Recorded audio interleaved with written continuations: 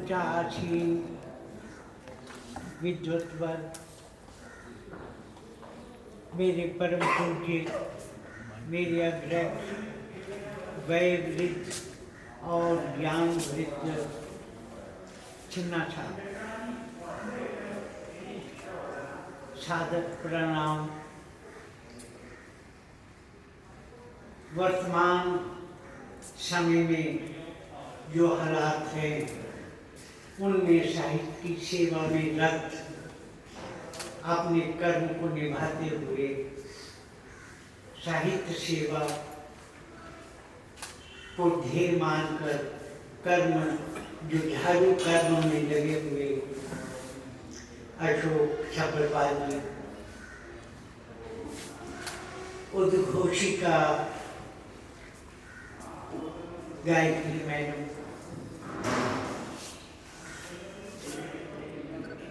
सामने बैठे हुए विद्वत्वर और मेरे बड़े प्राचीन परम सखा मित्र विनोद,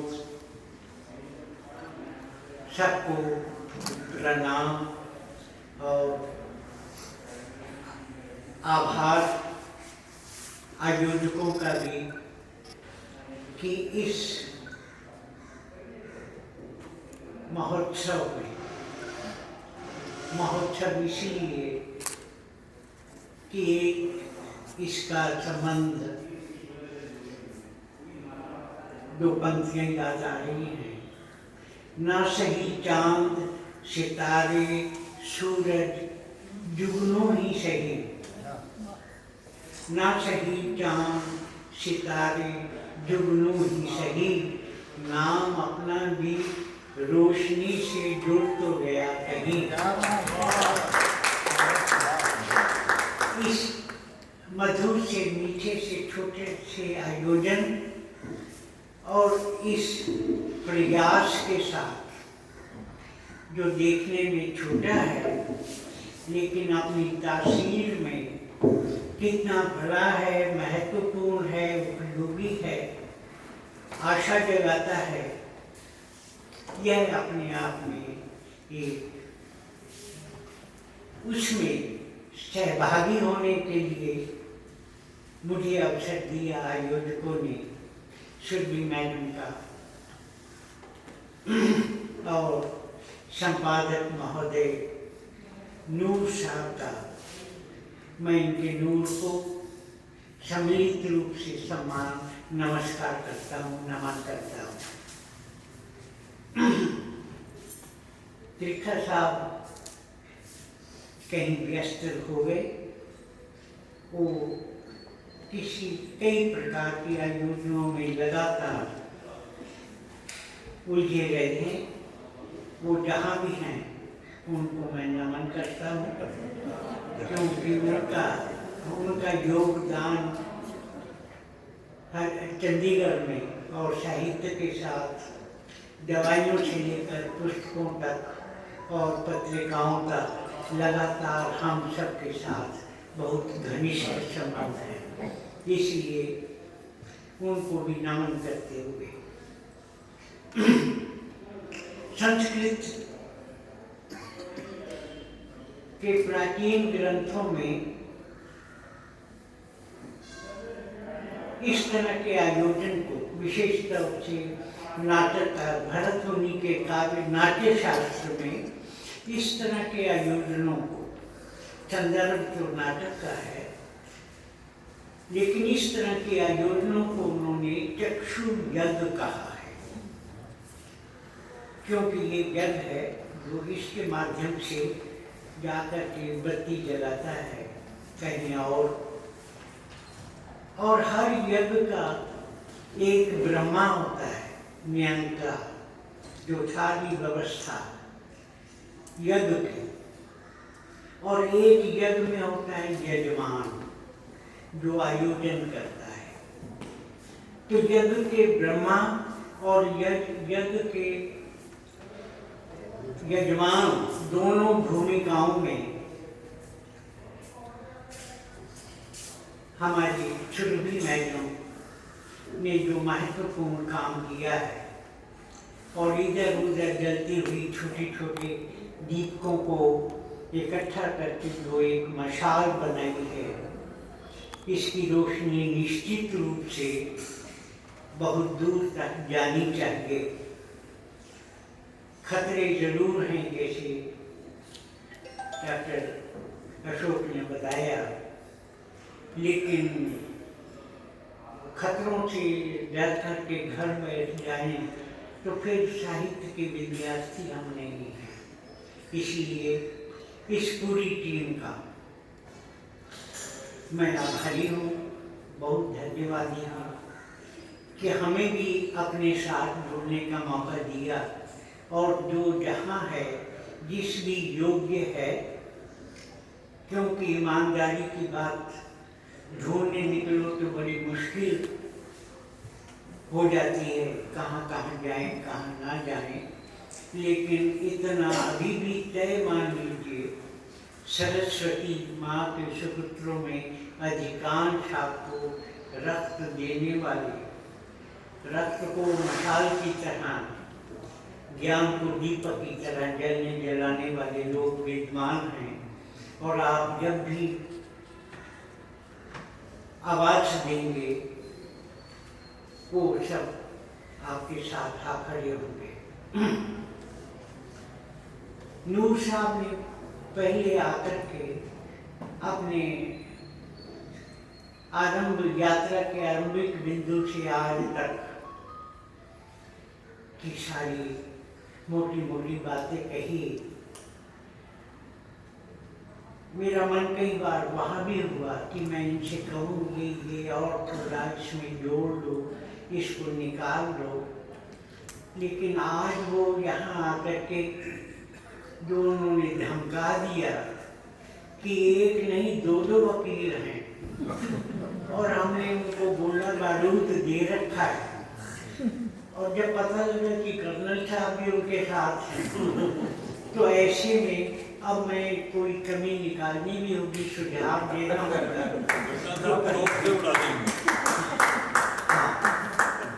तो दूर से नमस्कार करके पहले क्षमा जाती है,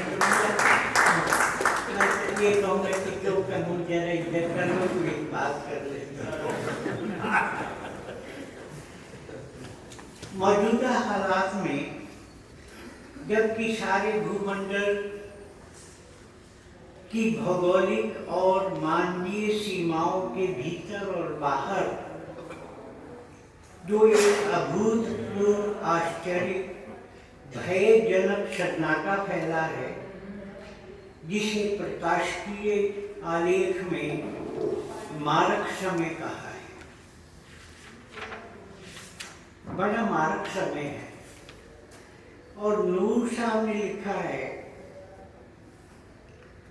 कि लहर दर लहर हमारे जीवन को लीलते इस कोरोना काल में लॉकडाउन का सन्नाटा केवल सड़कों बाजारों तक ही सीमित नहीं रहा, बल्कि उसने हमारे दिल दिमाग तक अपने पैर फैला दिए हैं।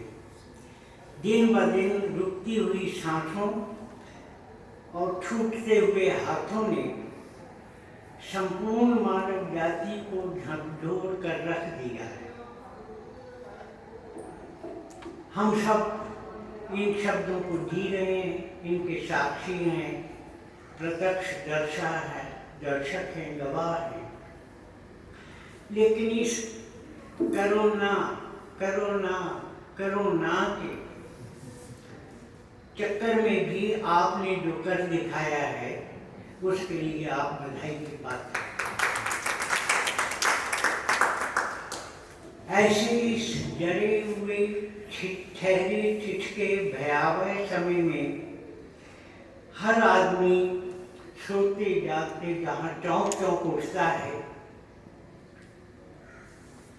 धरती के शायद याद इतिहास में शायद ये पहला अवसर है जब सारी पृथ्वी के लंबाई चौड़ाई में पहली बार भीतर बाहर हम एक साथ ऐसी असुरक्षा ऐसा भय, ऐसी भयानकता जी रहे हैं। और हर समय कोई भी बात करनी हो तो पहले आदेश आता है कि मास्क जरूरी है, 2 गज की दूरी जरूरी है।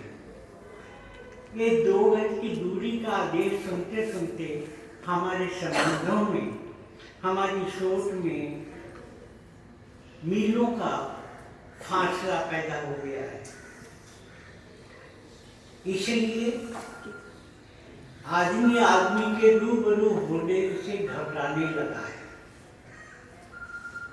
ऐसे अजब गजब काल में साहित्य, कला, संस्कृति की त्रैमासिका की बात सोचना अपने आप में एक बड़ी ही जुझारूपन की, एक दुस्साहस की बात है। लेकिन इस छोटी सी पत्रिका के माध्यम से आपने यह जो आयोजन किया है, यह जो यज्ञ रचा है, ये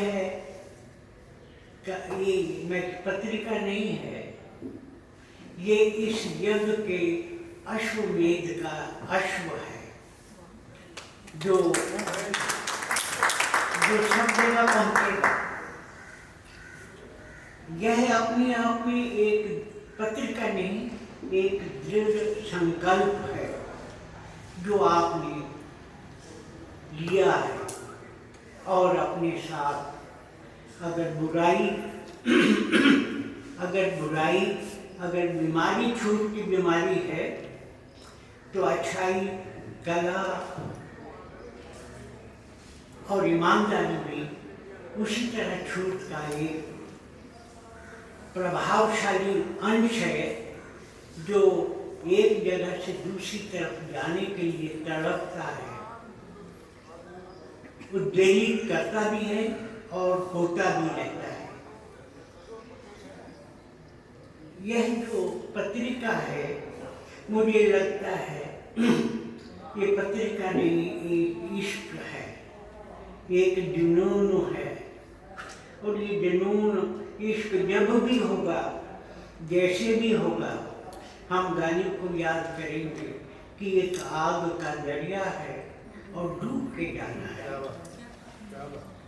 जनवरी से लेकर के इस अंक के इस आयोजन तक आपका ये मंडल किस किस अग्नि के यज्ञ से कैसे कैसे निकला है, ये हर वो आदमी जान सकता है जो शब्द के साथ जुड़ा हुआ है। और यह पत्रिका मुझे लगता है एक ऐसा प्रयास है जिसे दुष्यंत ने कहा है, एक पत्थर तो तबीयत से उठा लो क्या। ये तबीयत से उछाला गया पत्थर है जो जरूर जो कारगर होगा, जो अपना प्रभाव छोड़ेगा। इसलिए आप सबको हार्दिक बधाई, शुभकामनाएं। आपकी इस ललकार के साथ बहुत बहुत सरस्वती पुत्र जोड़ने के लिए ज्ञात अज्ञात स्थानों पर बैठे हैं, जो आपकी भनक पाते ही वैसे ही दौड़ेंगे जैसे दीपक जलते ही कहाँ कहाँ से पतंगे निकल करके उड़ करके आते हैं। इसलिए आप लगे रहिए। मेरे जैसा कोई किसी सहयोग की बात क्या भला कह सकता है, कमरा क्या बांटेगा। लेकिन क्योंकि ये वही आग है जो यहाँ है, ये वही आग है जो इधर है, इधर है, इधर है, इधर है। इसलिए आग का कोई जाति नहीं, आग की कोई सीमा नहीं है, प्रदेश नहीं है। आग तो आग है। आप जब भी पुकारेंगे वो लपलपाती हुई आपकी तरफ दौड़ेगी हार्दिक शुभकामनाओं के साथ आपका आभार